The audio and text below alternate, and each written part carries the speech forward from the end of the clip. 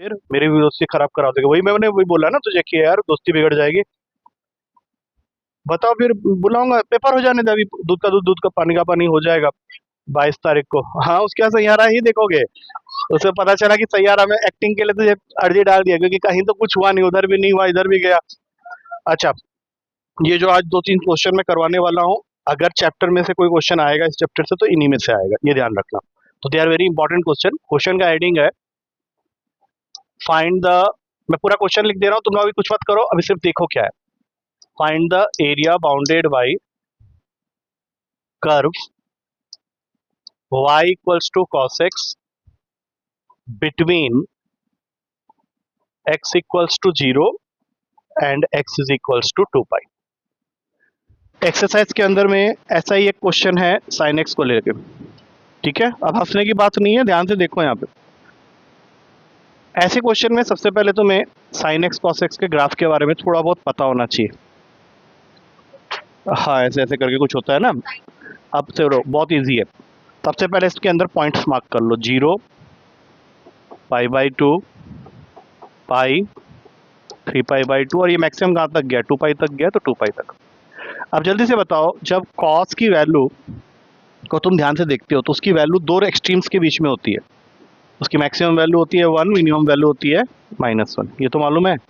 कभी cos से x में 2 पढ़ा है क्या, -2। हाँ, तो इसीलिए यहाँ पे एक लगा लो 1 और यहाँ पे लगा लो -1। अब बताओ cos का 0 क्या होता है, क्योंकि हमारा ग्राफ 0 से स्टार्ट हो रहा है, ये तो मालूम होगा। cos का 0, तो यहाँ पे एक पॉइंट लगा दो, दिस इज द पॉइंट। अच्छा, cos का 90 कितना होता है, cos का 90 0 होता है, मतलब ग्राफ कैसे आ गया अब, ठीक है, समझ में आ रहा है। अच्छा, अब आगे बढ़ेंगे। cos का पाई जब तुम जाओगे तो वो -1 होगा यहाँ पे, तो इसको ऐसे लाओ। और cos का 3π/2 जब देखोगे तो फिर वो घूम के क्या हो जाएगा, 0। और फिर जब cos का 2 पाई करोगे तो फिर वो घूम के बन जाएगा तुम्हारा यहाँ पे, ये ऐसे खत्म होता। ये देख लो अच्छी तरह से पहले, ठीक है। अच्छा, cos का 2 पाई को जब तुम क्लोज करने जाओगे, 2 पाई पे क्लोज करना है, ध्यान से देखना क्या होता है। अब तुम लोगों को एक छोटी सी प्रॉब्लम अभी क्या होगी, ये दोनों वैल्यूज तो तुम्हें रटे हुए, अब ये नहीं समझ में आ रहा कि पाई कहाँ से आया, 3π/2 कहाँ से आया, 2 पाई कहाँ से आया, ये प्रॉब्लम हो रही है ना अभी। सुनो सुनो सुनो, ध्यान से सुनो। cos 90 तो पता है ना सबको 0 होता है, तो अगर मान लो कंफ्यूजन हो रही है cos 180 के लिए, तो इसको हम लोग अभी निकालेंगे क्वाड्रेंट कंसेप्ट से। ध्यान से देखो, वैसे मुझे याद है -1 होता है, बट याद से कुछ नहीं होता है, इसको प्रूफ कर देते हैं। तो सबसे पहले लिखेंगे इसको cos 90 + 90 लिख सकते हैं। अब तुम लोग मुझे बताओ, तुमको cos a + b का फॉर्मूला याद है, बोलो। देखो, और कोई तरीका नहीं, रहने दे। cos a + b का तो यही आज तक यही याद किया है, cos a cos b minus sin a sin b। तो cos a और b दोनों ही 90 है, तो cos 90 कितना होते हैं, 0। और sin 90 कितने होते हैं, 1। तो आ गया -1।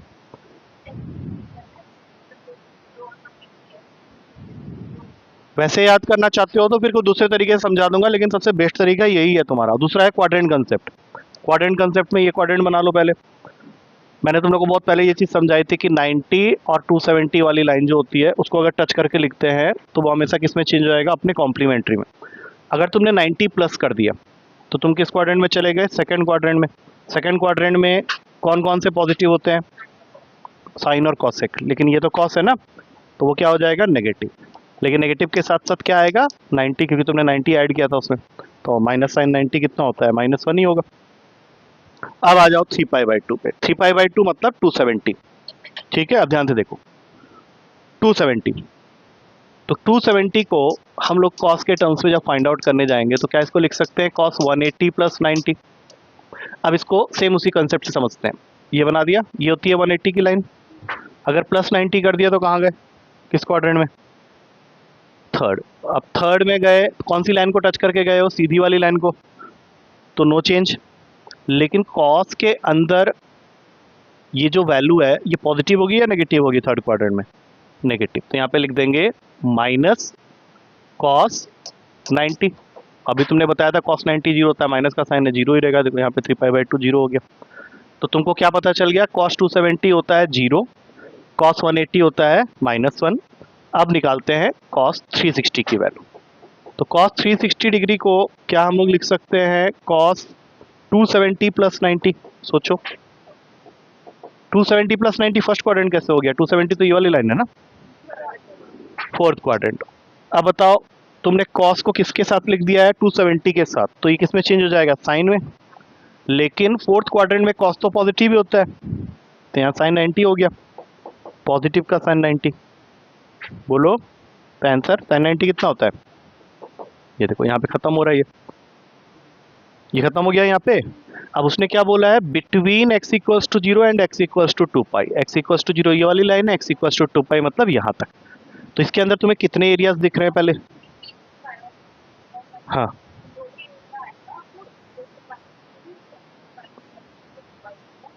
ऐसा कुछ नहीं है, ऐसा नहीं है, we will find it out, ठीक है। तो अभी हम लोग को यहाँ पे क्या लिखना है कि तुम्हारा जो क्वेश्चन है वो 3 हिस्सों में बटा हुआ है। दिस इज वन एरिया, मैं इसको अलग अलग पेन से दिखा देता हूँ, ज़्यादा बेटर समझ में आएगा। This is the first area, this is the second area, this is the third area. ये तीनों एरियाज तुम्हें फाइंड आउट करने हैं। अब इंटीग्रेशन फर्स्ट केस में कहाँ से कहाँ तक है, 0 से π/2। दूसरे केस में कहाँ से कहाँ तक है, π/2 से 3π/2। और तीसरे केस में कहाँ से कहाँ तक है, 3π/2 से 2 पाई। तो पहले तो ये सही से बैठना चाहिए। अब जल्दी से बताओ cos x की वैल्यू 0 से π/2 के बीच में क्या होगी, पॉजिटिव या नेगेटिव। इसमें रुकने वाली क्या बात है, cos x की वैल्यू 0 से π/2 मतलब फर्स्ट क्वाड्रेंट पॉजिटिव ही होगी, इसे सोचने वाली तो बात ही नहीं थी। तो इसको एज इट इज लिख दो, cos x dx π/2 से 3π/2 के बीच, π/2 से 3π/2 के बीच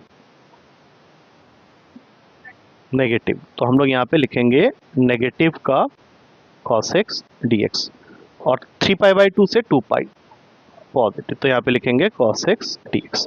अब जो भी तुम्हारा एरिया आएगा, required area, that is the sum total of this 3 area. अब बताओ cos x का इंटीग्रेशन करना आता है, बोलो।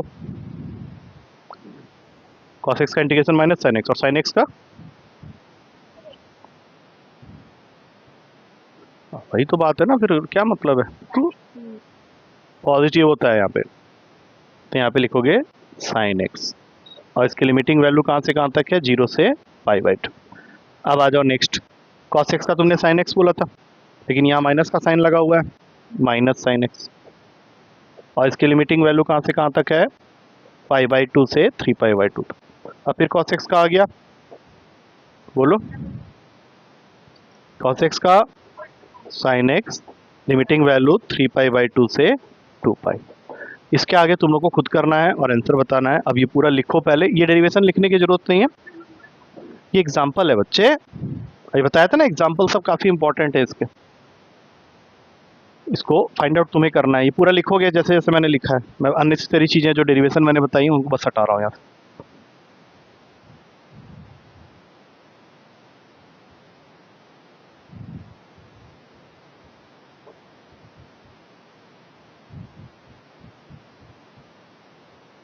चलो स्टार्ट।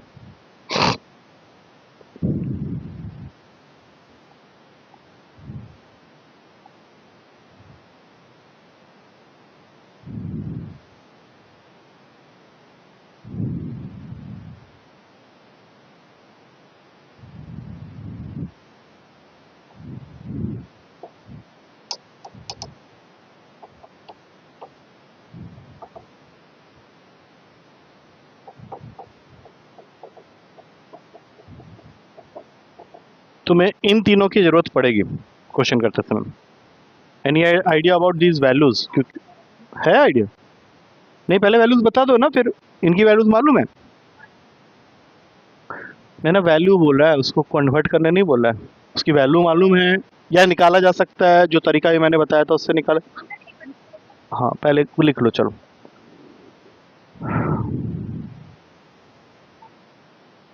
कुछ नहीं हुआ, मुझे क्या हुआ, थोड़ी तबीयत ढीली है और कुछ नहीं है। अच्छा, मान ले मेरी तबीयत अभी हफ्ते भर ठीक नहीं रहेगी तो कैसे ही रहेगी, मैं फिर भी क्लास को ये नहीं करता। कल अलग बात थी, कल हुआ क्या था, वो क्वेश्चन पेपर बना बना के मेरी हालत खराब हो गई थी। सबका अच्छा ही होता है पेपर, पेपर दे के आने के बाद सब लोग यही बोलते हैं हाँ ठीक ही हुआ है, फिर रिजल्ट आएगा तब तो।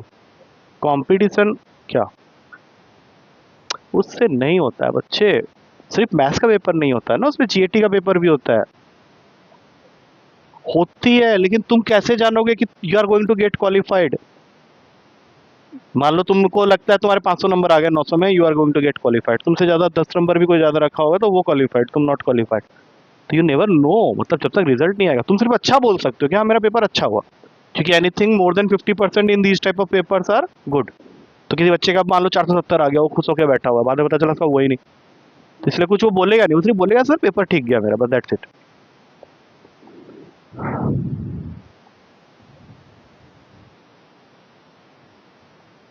सीयूटी में कॉलेज असाइन करना होता है, कहीं ना कहीं कोई ना कोई कॉलेज पकड़ा ही देंगे।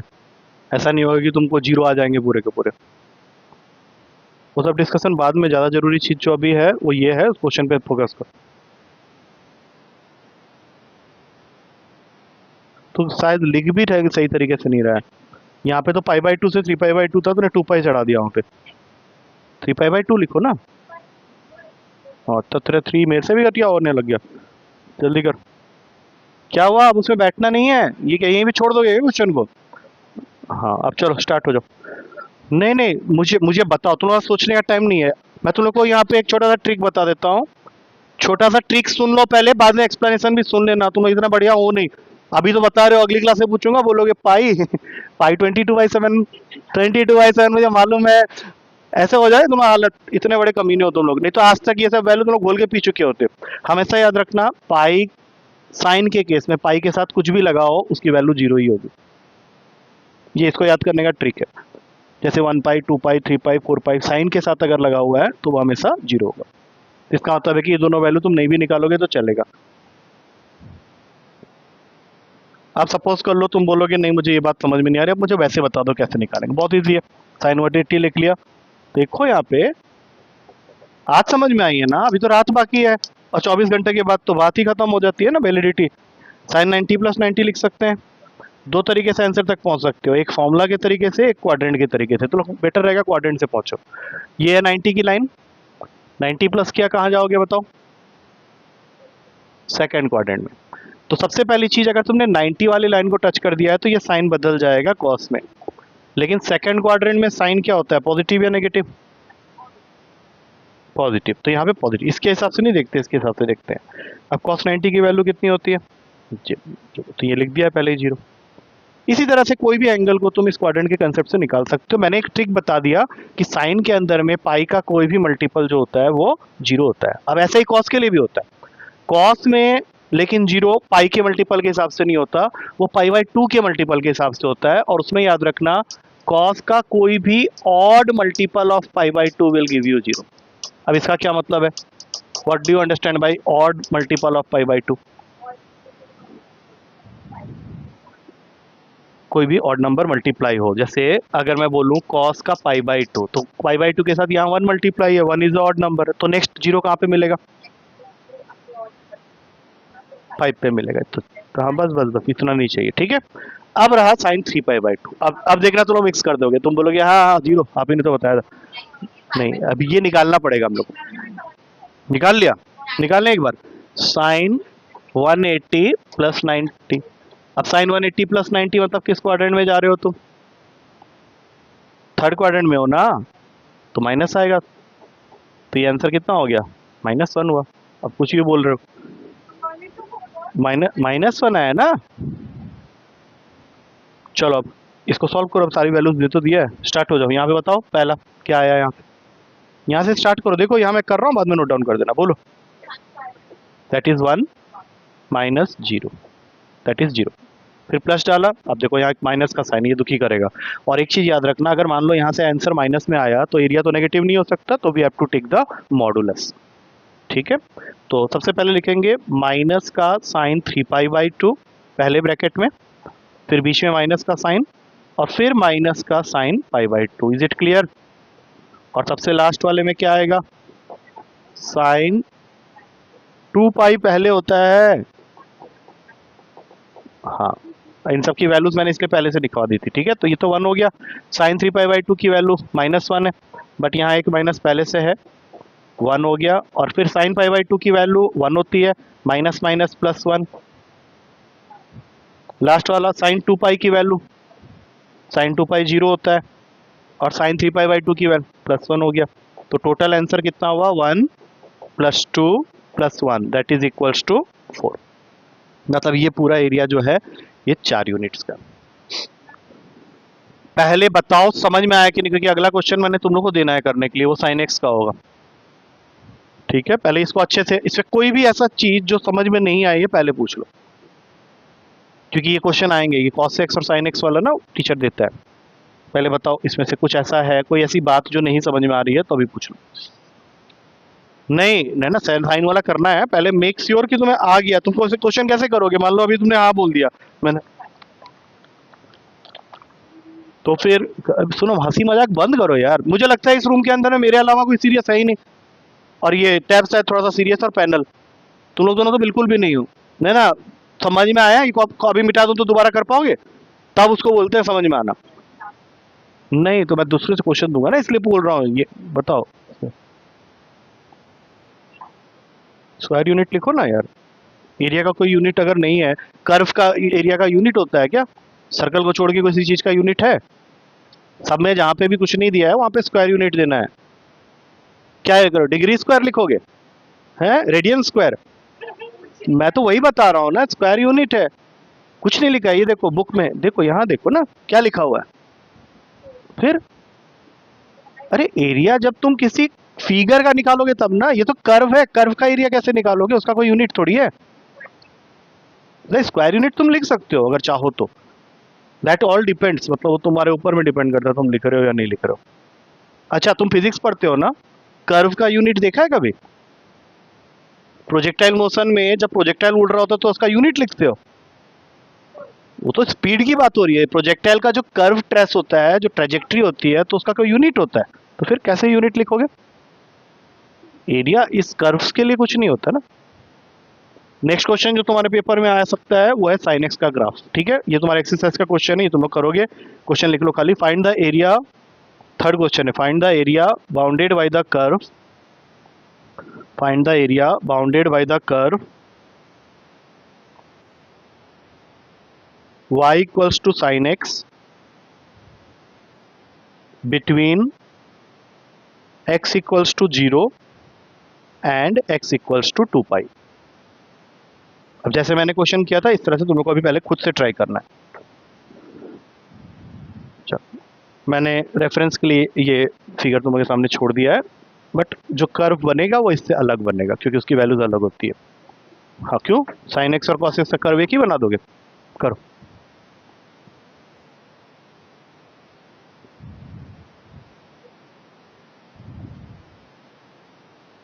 देखो ये जरूरी नहीं है कि तुम आंसर तक पहुंच पाओगे, लेकिन जो अप्रोच है, जो स्टेप्स हैं, जो एफर्ट्स हैं वो दिखने चाहिए। ऐसा अगर बना के बैठा हुआ है खाली, अरे क्या करूं मैं इसका, वैसा नहीं होना चाहिए। अगर तुम सोचो कि तुम्हें एक चैलेंजिंग टास्क दिया गया है, ये तुम कर पाते हो कि नहीं, ये देखना है मुझे।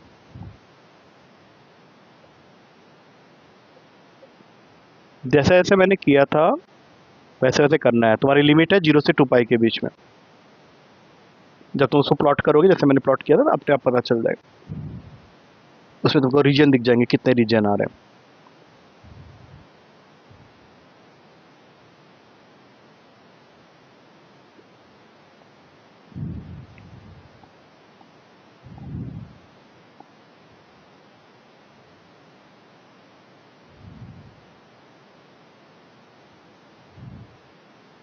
चार रीजन निकाल दिया तूने? आई डोंट नो, मतलब निकल गया तो निकल गया, मैं उसमें क्या बोलूँ। How can I know. लाओ दिखाओ क्या किया। ऐसे बना दिया। चलो, सबसे पहले तुमने ये वाली लाइन बनाई, फिर ये वाली लाइन बनाई, ठीक है, इसमें तो कोई गलती नहीं है। Maximum value 1 and minimum value -1। Sine का जो जीरो होता है, अभी कुछ करो मत ना, तो हाउ यू नोएंगे उतना। साइन का जीरो जो होता है वो जीरो होता है। उसके बाद मैंने तुम लोग को बोला था यहाँ पे π/2, पाई, 3π/2 और सबसे लास्ट में 2 पाई, क्योंकि इससे आगे हमें जाना नहीं है। साइन 0 इज 0, तो ग्राफ यहाँ से स्टार्ट होगा। साइन 90 पे 1 होता है तो यहाँ पे आ जाएगा। फिर मैंने अभी जस्ट समझाया था कि साइन का जो पाई होता है वो 0 होता है, और साइन 2 पाई भी 0 होगा क्योंकि वो पाई का मल्टीपल है। साइन 90 क्यों नहीं ले रहे हो? ठीक है, गुड क्वेश्चन। साइन 90 की वैल्यू कितनी है? 1। ये मैंने दिखा दिया यहाँ पे। क्यों लेके जाऊंगा? देखो, ग्राफ बनाते समय तुम्हें सिर्फ वो पॉइंट्स को इंडिकेट करना है जहां पे वो जीरो होते हैं, जैसे हमने पिछले वाले क्वेश्चन में किया था। देखो ध्यान से, यहाँ पे मैंने कौन कौन से पॉइंट को इंडिकेट किए हैं जहां पे ये जीरो होता है। 5/2 पे जीरो है, मैंने अभी क्या लिखवाया था? Odd multiple of 5/2। जो मैं समझा रहा हूँ उसको पहले समझो, क्योंकि फिर तुम्हें यही नहीं पता चलेगा, तुम कुछ भी बनाने लग जाओगे। तुम पता है क्या करते हैं? इस ग्राफ का ऐसे करके उठा देते हैं यहाँ से। तुम्हें सिर्फ उन पॉइंट्स को टच करते हुए जाना है जो जीरो देता है कॉस्ट को। अच्छा, how you are going to draw, tell me, कैसे बनाने वाले हो? क्योंकि कॉस पाई में तो -1 ही होगा। कैसे दिखाओगे कॉस पाई का -1? अगर उसको यहां से निकाल दिया तो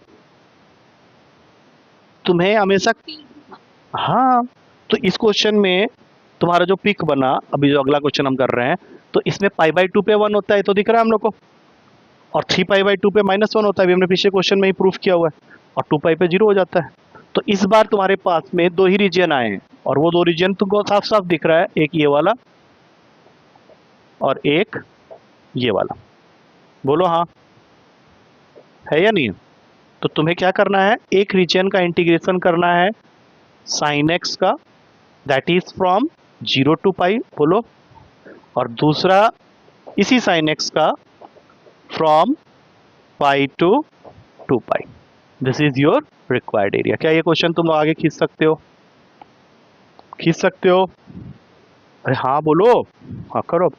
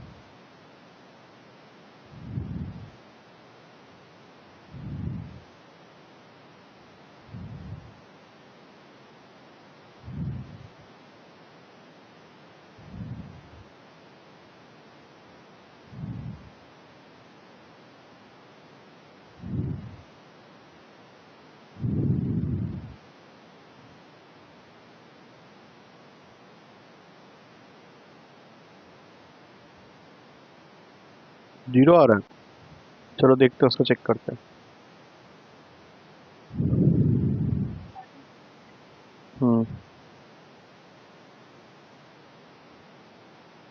तुमने साइन एक्स का इंटीग्रेशन किया?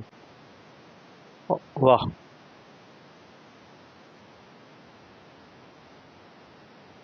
उसका 0 तेरा 1। इसने बिना साइन एक्स का इंटीग्रेशन किए हुए ही आंसर निकाला हुआ है, और तूने किया है साइन एक्स का इंटीग्रेशन? कितना होता है? एक बार दोबारा चेक कर अच्छे से। ठीक है, मैंने तो एक चीज़ समझाई थी कि कोई भी एरिया अगर नेगेटिव आ रहा होगा तो you have to take the positive value out of it. अगर तूने वो नहीं करके उसका नेगेटिव रख लिया होगा तो वो गलत हो जाएगा। अब 3 कर दिया ज़बरदस्ती, ऐसे नहीं होता है बच्चे। मैंने ये चीज़ बहुत अच्छे से तुझे समझाई हुई, तुझे अभी पिछले क्वेश्चन में मैंने बताया हुआ। कॉस 2π 0 होता है। किस गधे ने बोला था ये बात? मैंने तो नहीं बोला था ये बात। मैंने अभी बोला था कि 24 घंटे के बाद ये बकवास करोगे, तुमने अभी स्टार्ट कर दिया। मैंने कॉस के लिए बोला था या साइन के लिए बोला था? हाँ, तो कॉस 2π के लिए तो मैंने कुछ बोला ही नहीं। Cos 2π you have got a value there, check करो पीछे। हाँ, तो -1 होती है ना। हाँ ठीक है, अब वो मुझे नहीं पता, अब रुक जाओ, तेरा तेरा नहीं आया अभी तक। चलो करके देखेंगे फिर, जो भी है, हो सकता है 3 सही हो, बट आई डोंट नो, मतलब अभी करके देखे बिना मुझे नहीं पता कितना होगा। अब देखो तुम लोग क्या गलती कर रहे हो, तुम लोग रीजन आ गया, इंटीग्रेशन ही तुम्हारा बकवास हुआ पड़ा है। साइन एक्स का इंटीग्रेशन होता है minus cos x, integrating values 0 से π तक, यहाँ पे भी होगा माइनस कॉस एक्स, ये भी तुम्हारा चला गया π से 2π तक।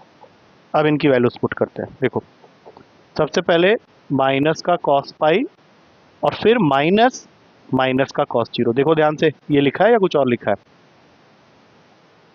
ये माइनस लिखा था बीच में, प्लस माइनस का कॉस टू पाई, फिर बीच में माइनस और फिर माइनस का कॉस पाई। ठीक है, कॉस पाई कितना होता है बताया था? कॉस पाई 1 बताया था मैंने। मेरा जो पूछा जा रहा है वो बोलो, कॉस पाई कितना होता है? और माइनस एक और है तो 1। कॉस जीरो कितना होता है? 2 बार माइनस है तो ये +1 हो गया, तो ये कितना आया 2। अब दूसरे वाले में चलो, कॉस टू पाई की वैल्यू निकाली थी मैंने, कॉस टू पाई 1 निकाला था हमने। कॉस टू पाई मतलब 360 डिग्री, कॉस 360 मतलब 270 प्लस 90। अब ये रहा तुम्हारा क्वाड्रेंट, ये 270 वाली लाइन होती है, प्लस 90 करोगे फोर्थ में जाओगे, फोर्थ में कॉस तो पॉजिटिव होता है, लेकिन ये अगर 270 वाली लाइन को टच कर गए हो तो साइन 90 हो जाएगा, साइन प्लस का ही रहेगा। तो 1 लिखोगे, लेकिन आगे कौन सा साइन है? माइनस, तो -1। और कॉस पाई तो अभी तुम लोगों ने बोला था, एक माइनस पहले से, एक माइनस अभी बोला, एक और माइनस है, तो टोटल मिला के कितना हो गया? -1। नहीं जीरो नहीं, रुको सुनो ध्यान से, मैंने भी क्या समझाया था कि ये वैल्यू नेगेटिव आ गई है, लेकिन ये तो एरिया को डिनोट करता है ना, प्लस हो जाएगा। तो 2 + 2 दैट इज 4। ये हमेशा याद रखना कि ये जो पार्ट है ये एक एरिया है।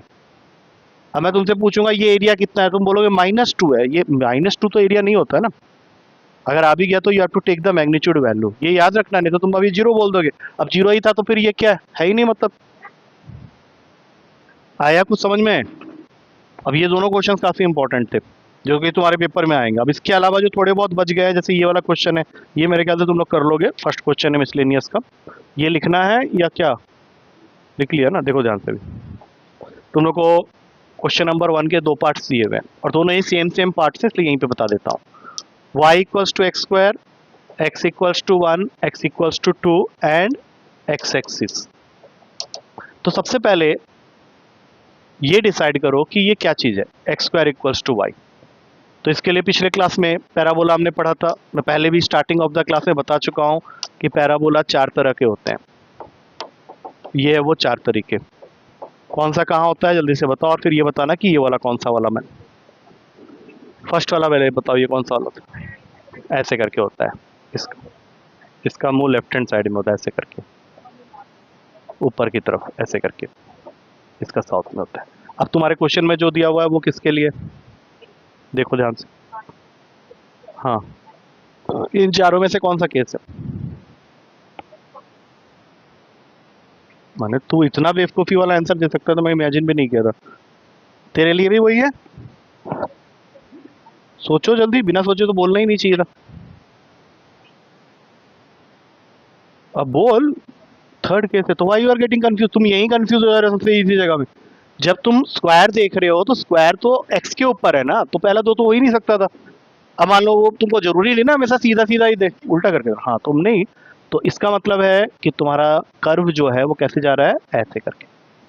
हाँ, और लाइंस कौन से बाउंड हो रहे हैं, x equals to 1 and x equals to 2। तो मालूम है x इक्वल्स टू 1 लाइन कैसी होती है, ऐसे करके 2 होगा। हाँ, तो ये 1,0 और ये 2,0। तो तुम्हें रिक्वायर्ड एरिया कौन सा निकालना है, ये वाला। हाँ, ये रहा ना इनके बीच में, ना इनके बीच में बोला गया है ना, ये वाला एरिया है ना फिर इनके बीच में, नहीं है समझ में? हाँ, तो इसका जो एरिया होगा वो क्या होगा, ध्यान से देखो, इंटीग्रेशन फ्रॉम 1 to 2, क्योंकि 1 से 2 के बीच में इंटीग्रेट कर रहे हो, और किसका इंटीग्रेशन हो रहा है, एक्स स्क्वायर का। तो यहाँ पे लिखोगे एक्स स्क्वायर डी एक्स। अब एक्स स्क्वायर का इंटीग्रेशन क्या होता है, और इसकी लिमिटिंग वैल्यू कहाँ से कहाँ तक है, 1 से 2 है। पुट कर लो, फाइनल आंसर, बस कहानी खत्म। ये छोड़ के जो अगला वाला है वो वाला कर लो। अच्छा लिख लो, पहले इसको लिख लो, नहीं तो फिर क्या होगा कि फंस जाओगे।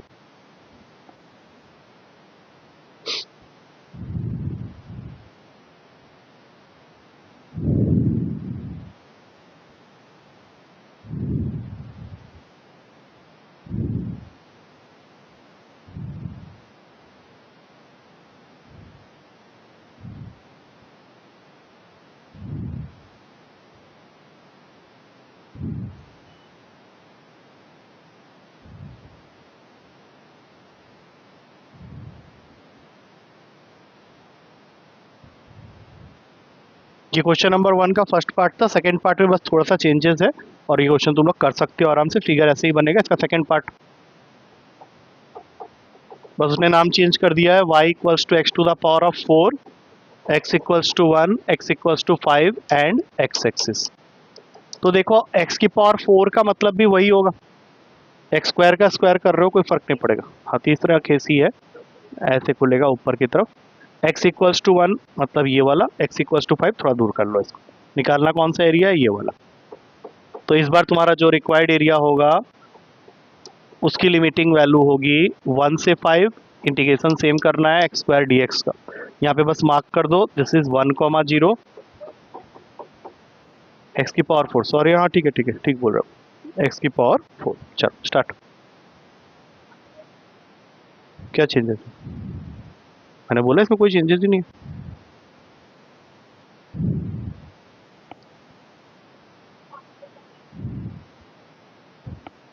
तो इंटीग्रेशन कर लिया।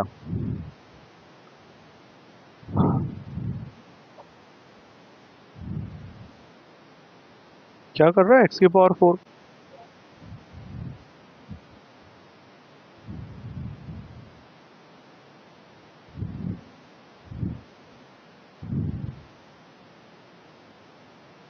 पहले कौन सा डालते हैं?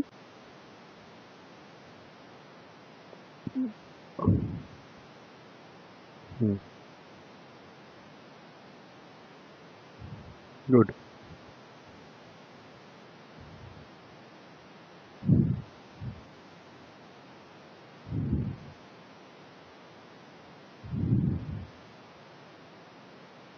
यही चूतिया, मैंने यही वाला काम करना था तो फिर किया ही क्यों आगे?